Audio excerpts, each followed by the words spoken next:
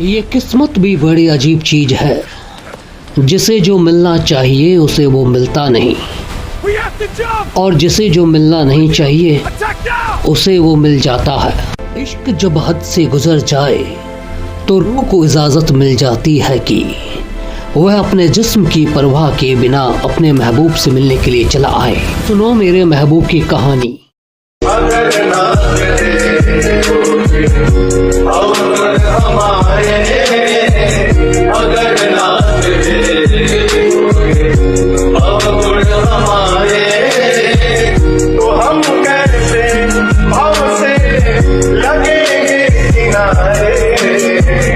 एक महिला भक्त वृंदावन से बिहारी जी लेकर अपने घर आई और तभी बाहर से गोलू घर के अंदर आया और माँ से पूछता है कि माँ, ये कौन है? तो मैया ने बोला, ये भगवान हैं और ये ही हमारे मालिक हैं। अब तो घर में जब भी कोई नई चीज बनती तो सबसे पहले बिहारी जी को भोग लगता।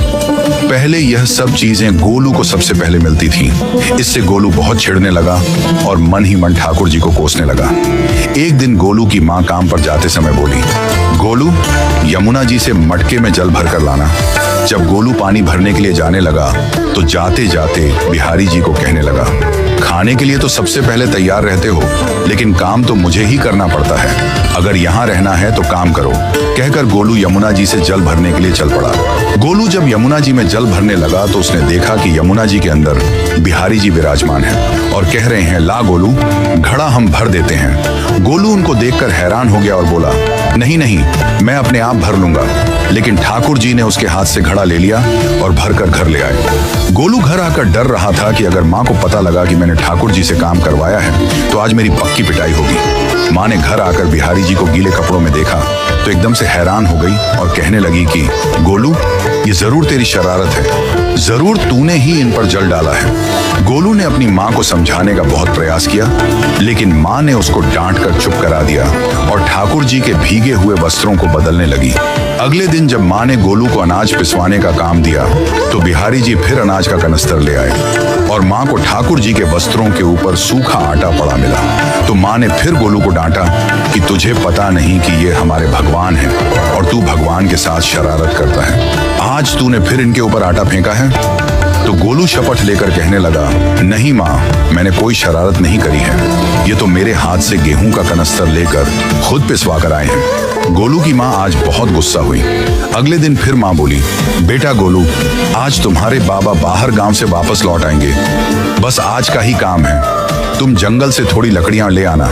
गोलू फिर डर गया, कहीं ठाकुर जी फिर मेरे पीछे ना आ जाएं। गोलू ने माँ को बोला कि मैं चला तो जाऊंगा, लेकिन बिहारी जी को समझा लो, वो मेरे पीछे ना आई।